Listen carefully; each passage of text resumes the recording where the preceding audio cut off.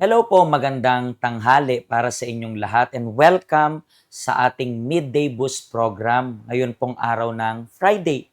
And still nasa journey pa rin po tayo ng 50 days to Pentecost. Nagsimula ito nung Sunday. Ito ay going to be up until 24 ng May. And every day during this 50 days to Pentecost natin, up until Pentecost, we are going to anoint ourselves with this oil. And hopefully you are doing this and every day you are anointing yung sarili po ninyo kasi that's very important po, di ba? Bakit? Kasi we are using itong oil na ito for one best reason, which is ang best reason nito is for us to receive yung Espiritu Santo.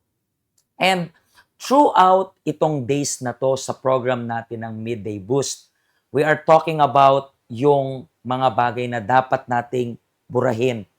We're talking about yung mga bagay na dapat nating i-eliminate sa buhay natin.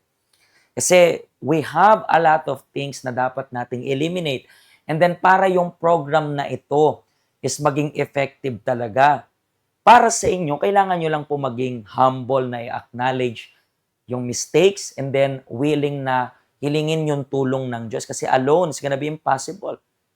Changing alone is gonna be impossible. That's why we have and we need to receive the Holy Spirit. And actually, that's available para sa ating lahat. We are not deserving to receive the Holy Spirit. We do not deserve to receive the Holy Spirit. But kailangan ma-fulfill yung promise ng Diyos. And for God to fulfill His promises, especially to receive yung Espiritu Santo, we have to be willing to adjust, we have to be willing to improve, and even to eliminate things na doesn't please God. That's why gagawin natin ito. Ginagawa natin na gawin kung ano yung kalooban ng Diyos. And kung hindi nyo pa po na-anoint yung sarili ninyo, make sure na ma-anoint nyo na rin po. Ginagawa ko rin itong program just to remind. Pero tomorrow wala tayong program, so walang magre-remind sa inyo. Kung bukas kayo a-attend, pwede nyo pong dalhin yung oil ninyo. And dito sa church, dito ninyo po i-anoint yung sarili ninyo. Kung Sunday naman po kayo pupunta, please do not forget to anoint yung ulo nyo pa rin ng oil na ito. Okay? So gagamitin natin ito every day until yung Pentecost. And talking about dapat nating i-eliminate, napag-usapan natin from Monday to until yesterday kung ano yung mga bagay natin eliminate. And today, anong dapat nating baguhin sa ating buhay? Yung anxiety. Anong pag-uugali ng taong anxious? Anong pag-uugali ng taong may anxiety? Yan yung mga dapat nating pag-isipan, okay? Ano po ba muna yung ibig sabihin ng anxiety? Alam ko po, kapag tatagalugin natin yung word na anxiety, maraming lalabas, pagkabalisa, pagkabahala, pag-aalala. Pero tingnan natin muna sa dictionary kung ano yung ibig sabihin ng word na anxiety. Sabi dito, anxiety, an uncomfortable feeling of nervousness or worry about something that is happening or might happen in the future. So, dito makikita natin na hindi, sa Tagalog, hindi ka komportable. Yung uncomfortable feeling, may feeling ka, once again, feeling na naman.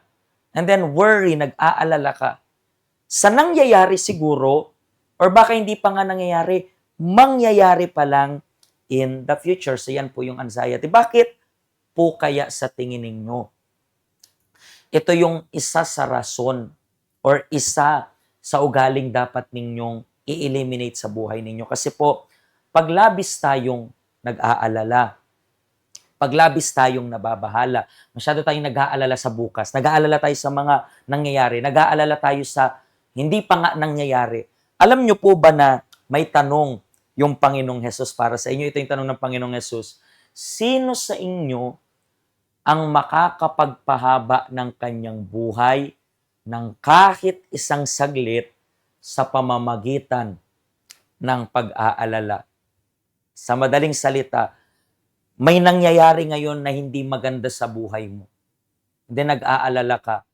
Dahil sa pag-aalala mo, anong nadadagdag? Hindi, pastor. Siyempre, hindi naman natin may iwasan na mag-alala. Yes, hindi natin may iwasan na mag-alala, pero pinapakain mo ba yung worries mo?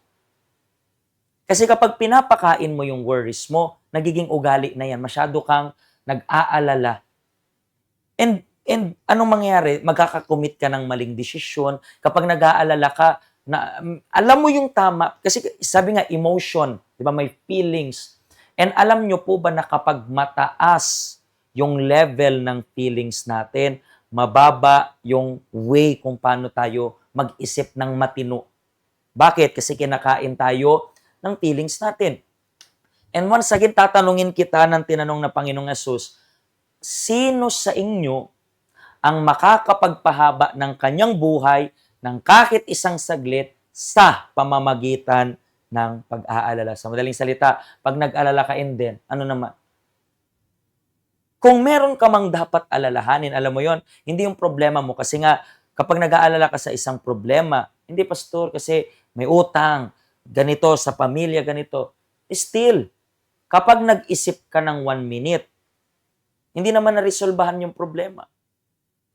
Anong dapat mong gawin kapag inaatake ka ng anxiety mo? Alam nyo po ba, pag inaatake ka ng pag-aalala, pag inaatake ka ng kaba, pag inaatake ka ng ano na next, advice pa rin ng Panginoong Yesus. Alam nyo po ba kung ano yung in-advise niya para sa atin?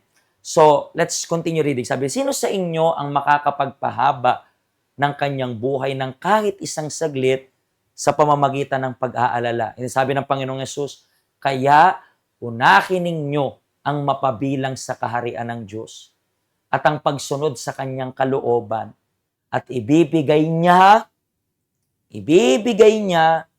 ang lahat ng pangangailangan ninyo. So, ibibigay niya daw yung kailangan, pero unahin mo yung Diyos. Ibig sabihin, kapag nag-aalala ka, mag-pray ka. Sabi mo ganito, maging sincere ka. Di ba naalala niyo po yung sincerity na topic natin? So, sabi mo lang, Panginoong Diyos, nag-aalala ako sa bagay na to, ito. Dami kong alalahanin sa buhay. Sasabog na yung utak ko sa kakaisip ng mga mangyayari. So, kunin mo yung mga alalahanin mo, Panginoong Diyos, I surrender everything. Sa'yo na.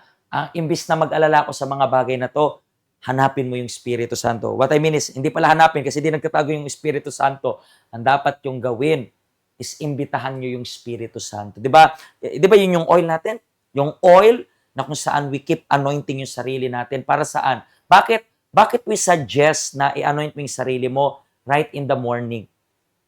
Bakit pag tanghali dito, I keep on reminding you kasi supposed to be umaga yan. Kasi inuuna mo yung Diyos. Unahin mo lang yung Diyos. Kapag nag-aalala ka sa problema sa pera at kinakain ka ng anxiety mo, mag-pray ka sa mo, Panginoong Diyos, kailangan kita, baguhin mo ko. Ayoko ng pag-uugaling, labis yung pag-aalala. Kapag ginawa mo yan, ibibigay ng Diyos yung pangangailangan ninyo. And then, hindi pa yan natapos dyan. Tingnan ninyo. Kaya wag na kayong mag-alala tungkol sa kinabukasan dahil lang bukas ay may sarili ng alalahanin. Sapat na ang mga alalahanin, sapat na ang mga problema, sapat na ang mga dapat asikasuhin na dumarating sa bawat araw. So wag mo nang dagdagin ng para sa bukas. Wag mo nang dagdagan ng para sa mamaya. Imagine niyo po yun. Iniisip ko ganito, kung sinabi to ng Panginoong Jesus ng 2,000 years ago, imagine, 2,000 years ago, parang iniisip ko, ano bang mga alalahanin ng 2,000 years ago? Parang konti pa lang. Imagine niyo po ngayon. Ngayon, kahit damit, aalalahanin ng tao. Ngayon, kahit brand, pinag-usapan natin yung vanity, inaalala ng tao. Dami inaalala ng tao na hindi naman kailangan. Ang pinakakailangan, unahin mo yung Diyos. At this coming weekend, uunahin natin yung Diyos. Bakit? Meron tayong Lord Supper. Holy Communion na kung saan, kung hindi mo na inuuna yung Diyos, mas inuuna mo na yung trabaho, mas inuuna mo na yung part-time, mas inuuna mo na yung napakaraming bagay, menos sa pinaka-importante, this is the time. Ito yung time na dapat ninyong gamitin para magkaroon ng relationship sa ating Panginoon. Ito po yung ating address. Bukas 10 a.m. meron tayo. Sa linggo meron tayong 7 a.m., 10:30 at 9 and 11 sa English. So, yan po yung ating address, Trade Square Building. So, kung hindi pa po kayo nakatanggap, actually nung oil na ito, kung hindi nyo pa po ito natanggap, pwede kayong pumunta bukas, pwede kayong pumunta sa linggo, bibigyan namin kayo. Yes, gagamitin nyo siya for healing, for family, for finances, but most especially, at ang pinaka-priority is we are going to use this oil to receive the Holy Spirit. Nag-aalala ka sa mga bagay na material kasi wala kang Espiritu ng Diyos. Kung gusto mong matalo yung anxiety na problema mo, anong dapat mong gawin? Kailangan mong unahin na mapagharian ng Diyos. Invite mo lang yung Holy Spirit. Sabi mo, Panginoon, kailangan kita. Hindi ko alam kung anong sinasabi ng pastor na to, pero mukhang maganda. Hindi lang sa magandang idea, kailangan ko nitong sinasabi nito. Hindi man ikaw nagsisimba sa church namin, walang problema. Hindi ako nagtuturo ng religion. I'm telling you kung ano yung solution sa anxiety. Hanapin mo yung Diyos. At kung natulungan po kayo nitong program na ito, pakishare yung link para sa lahat. Okay? Maraming mga taong nag-aalala sa napakaraming bagay. Taas ng presyo namin. Lahat, pag nag-alala ka, hindi bababa yan. Kailangan mong gamutin yung nasa loob mo. Okay? Pagpalain po kayo ng Diyos. Sa Monday ulit, pagpapatuloy pa rin natin to. Marami pang ugaling dapat nating i-eliminate sa kaluluwa natin, sa puso natin. God bless you po and see you ngayong weekend sa church.